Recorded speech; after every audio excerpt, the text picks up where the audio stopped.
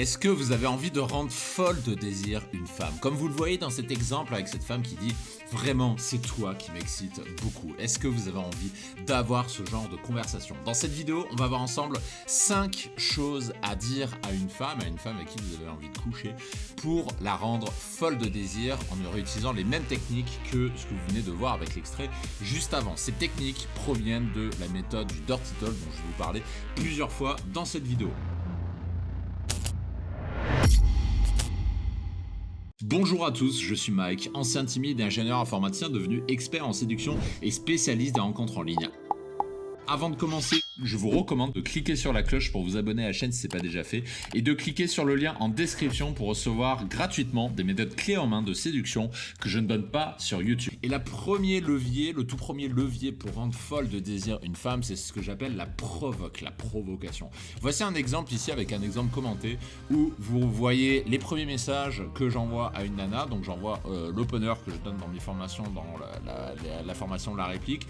Elle répond oui lol et direct, je lui fais « Alors comme ça, tu es du genre à rester sur le canapé ?» Elle me parle de ça et je joue la provoque en lui disant « Sur le canapé pour faire des gros câlins ». Tout de suite, je vais chercher la provocation. Tout de suite, je vais chercher la sexualisation. Et voilà comment je crée le désir, un désir qui n'existait pas au départ, puisque vous le voyez, la conversation vient de démarrer. Donc je crée le désir en rentrant directement dans une frame de sexualisation. Un autre exemple ici, depuis l'application Fruit. Donc la conversation commence maintenant, film chez moi ou au cinéma. Donc chez moi. Et du coup, réponse du coup chez toi ou chez moi. Et à partir de là, demain t'es dispo, donc tout de suite j'accélère la discussion pour aller vers le date. Directement, elle me dit t'as quoi derrière la tête, et en fait ça me permet d'embrayer sur une frame sexuelle directe. Donc c'est ça la technique de la provocation. C'est-à-dire que vous allez chercher avec les dents la sexualisation pour créer un rapport de sexualisation et pour lui montrer que vous n'êtes pas là pour faire ami-ami, mais que vous êtes là pour faire avancer l'interaction. Un autre exemple commenté ici, je cherche une fille avec option bouillotte vivante pour passer l'hiver. Elle répond c'est prévu dans le package. Moi je cherche avec un mec avec le combo bouillotte, tendresse, respect. Et je lui réponds, je suis très affectueux et tactile et je fais d'excellents massages. Et le respect, ça va de soi. Donc très vite, je bourrine sur le côté tactile, le côté massage. Donc j'introduis des mots de sexualisation pour lui faire comprendre que je suis là pour créer le désir, qu'on n'est pas là pour être amis. Donc voilà comment on crée le désir avec la technique de la provoque. Donc la provoque en sa thèse, qu'est-ce que c'est? C'est refuser la friendzone. C'est vous n'êtes pas là pour faire ami-ami, vous êtes là dans un rapport de séduction et vous l'assumez pleinement.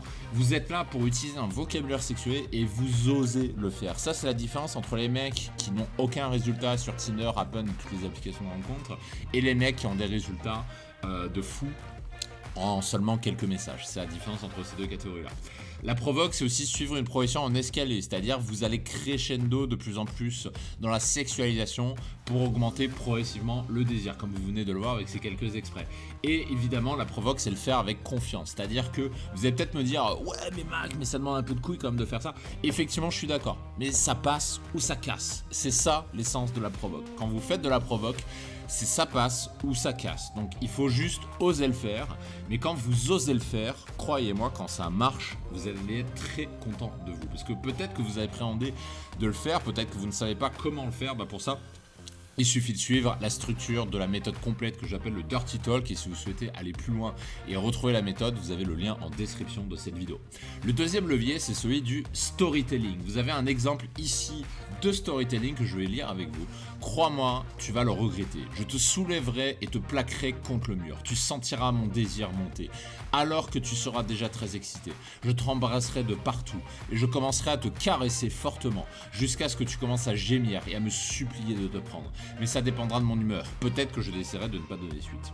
Et tout de suite, elle répond « Ouh, mais ça m'excite déjà ». Donc c'est ça, le levier du storytelling, c'est vous raconter une histoire. Et cette histoire, c'est l'histoire de vous et elle en train de copuler, finalement, pour dire les choses franchement. Et c'est ça, le storytelling. Il faut que vous compreniez que le storytelling, c'est l'art de raconter des histoires, mais surtout, c'est l'art de raconter une histoire sexuelle. Donc là, vous pouvez lui raconter une histoire et faire monter la sauce crescendo exactement de la même façon que vous venez de le voir dans l'extrait que je vous ai montré. La sexualisation, le storytelling, je le dis parce que ça j'ai déjà vu, ce n'est pas envoyer une photo de votre B. Je peux pas dire le mot entier pour pas me faire censurer sur YouTube, mais vous savez ce que c'est. Ça ne marche pas de faire ça. Il y a beaucoup de mecs qui le savent, mais il y a aussi beaucoup de mecs qui le savent pas apparemment, puisque les nanas continuent à recevoir des dizaines et des dizaines de photos de queue sans forcément l'avoir demandé. Ça ne marche pas pour créer un désir. Donc utilisez des stimuli visuels, auditifs, olfactifs pour créer du désir exactement de la même façon que j'utilise dans ce storytelling. Je te soulèverai contre le mur, tu sentiras, tu seras très excité, je t'embrasserai, caresser, gémir, supplier. Tout ça c'est un vocabulaire de sexualisation et j'utilise des stimuli visuels, auditifs et olfactifs pour la faire se projeter. Le troisième levier c'est ce que j'appelle le petit mot coquin. Qu'est-ce que c'est le petit mot coquin? Ça part d'un constat. Le constat, c'est le suivant, c'est que le cerveau est con. Le cerveau ne peut pas s'empêcher de penser au sexe quand vous utilisez un vocabulaire sexuel. Je vous donne un exemple ici. Donc là, par exemple, avec un message MDR, alors ça fait quoi de se faire pénétrer l'esprit comme ça? Du coup, on est plus à égalité, il va falloir que tu te rattrapes. L'utilisation du mot pénétrer fait qu'elle va penser à du sexe, parce que c'est un mot à connotation sexuelle. Et le cerveau est très con. Le cerveau, quand on utilise un mot sexuel, il pense au sexe. Ça, c'est comme ça que fonctionne le cerveau. Donc moi, ce que je recommande, c'est démarrer par une simple phrase en glissant du vocabulaire sexuel dedans, exactement comme vous voulez le voir. Par exemple, je vous donne un exemple. Vous vous souvenez de cette époque au collège, quand vous utilisiez des mots qui étaient connotés sexuellement. Et bien ici, c'est exactement la même chose. Et l'excitation d'une femme, vous pouvez la déclencher en une seule phrase. Ça peut être très rapide, en un seul mot même. Ça peut être fait exactement comme dans l'exemple que je vous ai montré juste avant. Tout simplement parce que la règle, c'est que le cerveau est con. Et le cerveau ne peut pas s'empêcher de penser au sexe quand on utilise un mot connoté sexuellement. Donc ça, c'est pour le troisième levier. Petit aparté avant de passer au quatrième, si vous aimez cette vidéo, je vous demande de la liker pour l'aider à être référencée. C'est dans votre intérêt. Plus on a de likes sur la chaîne et plus on produira de vidéos. C'est aussi simple que ça. Le quatrième levier, c'est ce que j'appelle le jeu de rôle. Donc, plutôt que de vous expliquer comment ça marche, on passe directement à un exemple. Démonstration de jeu de rôle. Donc là, ici, je lui dis, je te protégerai de la plèbe et je t'emmènerai au sommet. J'en ai la larme à l'œil. Tu me paieras en massage et en orgasme. C'est toi qui me les donneras, les orgasmes, chérie.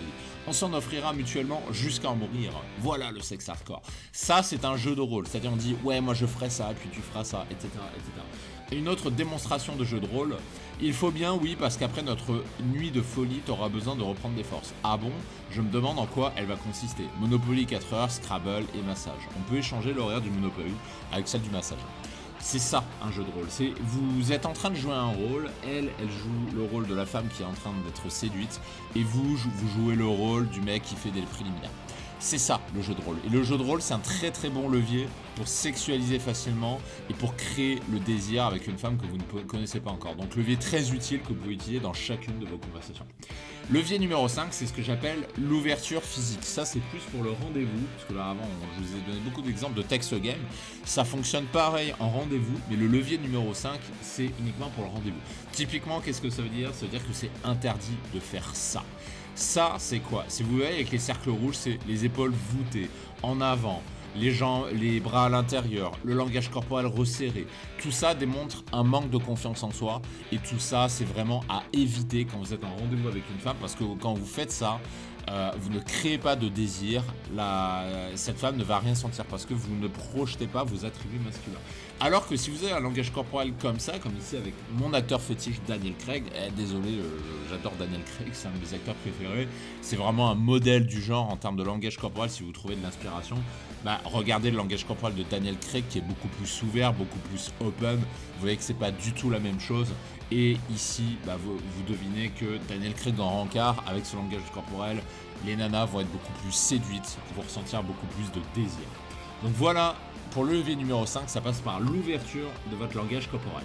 Maintenant, j'ai une question pour vous. Si vous souhaitez aller plus loin, est-ce que ça vous aiderait de m'entendre en audio en train d'exciter une vraie femme? Est-ce que ça vous dirait d'entendre des enregistrements audio où je suis dans un vrai rencard en train de sexualiser avec une femme et vous entendez chaque mot, chaque phrase que j'utilise? pour ensuite les réutiliser, vous, dans vos conversations.